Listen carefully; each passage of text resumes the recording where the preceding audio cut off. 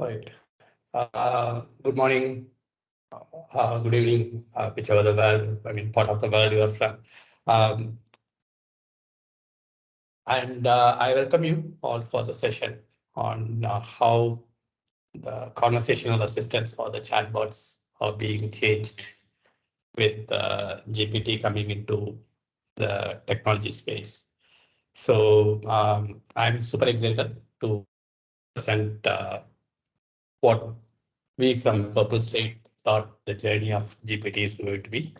I'm sure, we will make it more informative and insightful for every one of you. So at the end of the day, the 1 hour whatever you spend here will be like totally help you to decide on what you can do on the next steps of GPT. Okay.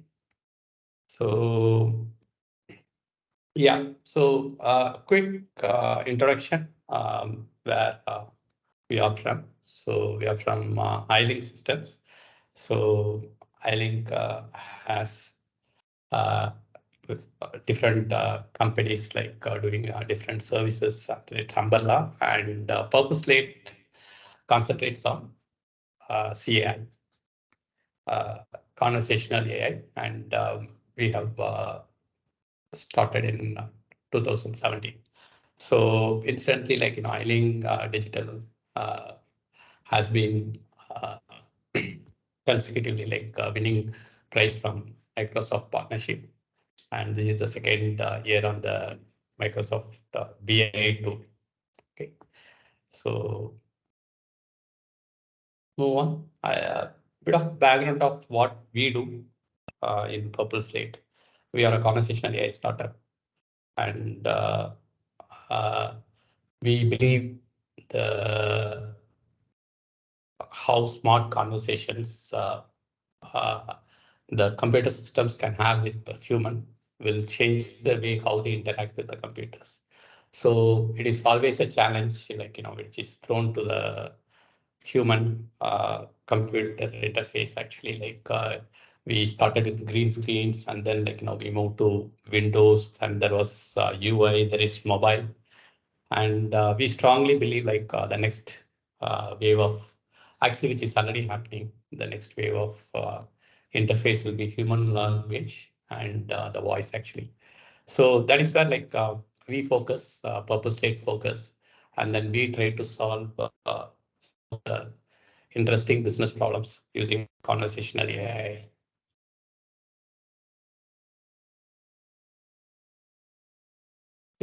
A quick introduction about myself. I am Magesh Mahadevan, one of the co-founder for Purple Slate.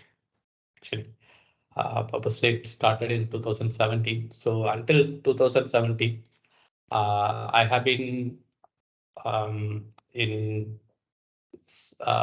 working with multiple banks like Barclays, Standard Chartered, Bank of New York Mellon. So I was primarily focusing on architecture and the technology leadership role. So it could be technical delivery or like digital transformation. So that is what my role had been. So today, as we stand, I have close to 29 years of experience, uh, and been always part of technology actually.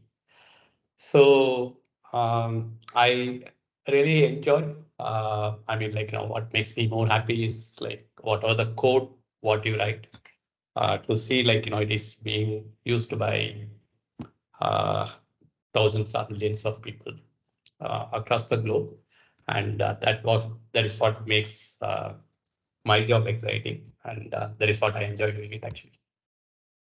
And the technology landscape has been changing every day.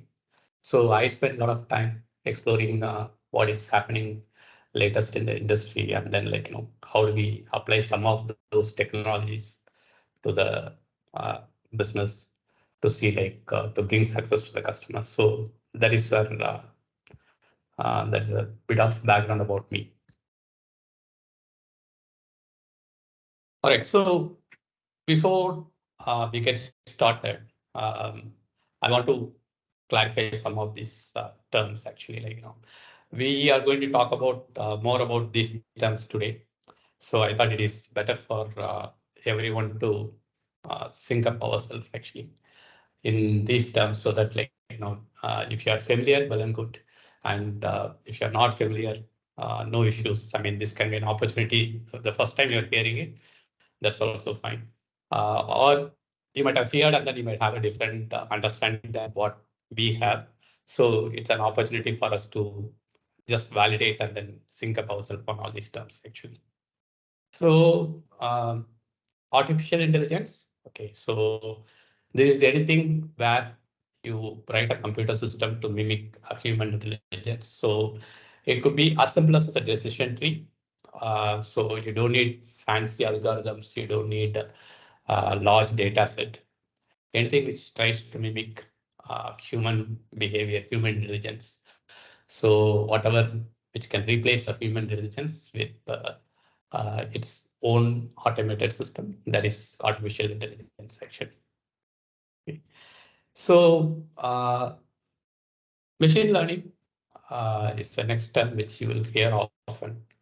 And machine learning contains two things basically. There are a set of algorithms and there are a set of models. So these models are statistical models. So these both combined together, this helps the computer systems to learn itself without programming, using any programming language. So that is what we call it as machine learning. So for example, we call uh, a ball, ball is circle, and then we call uh, sun is like a ball. Okay, then it is an inferring sun is a circle. So that's basically like what machine learning is all about. So today with the various algorithms and then statistical models we have, so the systems are like a lot more powerful, and it is able to uh, make these models work in a real life actually. That's what makes machine learning like a lot more successful today. And we are going to talk more about natural language processing. So this is the field of AI where the human language or the linguistics meets the computer system. So we have a set of algorithms and then rules, and then we have a linguistic model where there is a certain set of rules of how languages are written and what is the word and how a sentence is formed.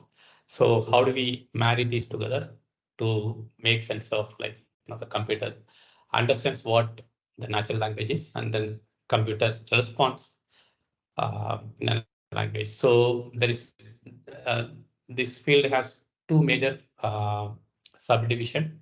One is natural language understanding, another one is natural language generation.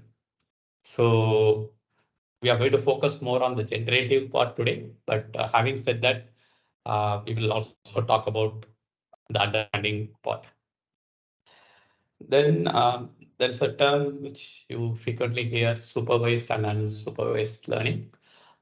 So basically, and there are you might have seen supervised learning has regression, and then there is classification. So there are different methods in which supervised learning works, and there is unsupervised learning where it uses deep learning as well as some recurrent networks. So basically, supervised learning, you know what is the input and you know what is the output, and then you label the output as part of the input actually. So wherein in unsupervised learning, you don't know what you're getting into. Basically, you don't have a labeled data, and mostly they're unstructured data, and the system tries to learn from the unstructured data. Okay. So large language model. This is a new term which has been, rounding in the technology world after the GPT came. So this is basically these are the models. Uh, which is basically a unsupervised learning model where you have a huge set of data and unlabeled data. Okay, and it is not just a huge set of data; it is also having huge set of parameters actually. So Microsoft is coming up with the Arca, the next Gen AI, model. So that has 13 billion parameter actually. So these parameters helps you to increase the accuracy of the prediction and the generation actually. So we will go through all these.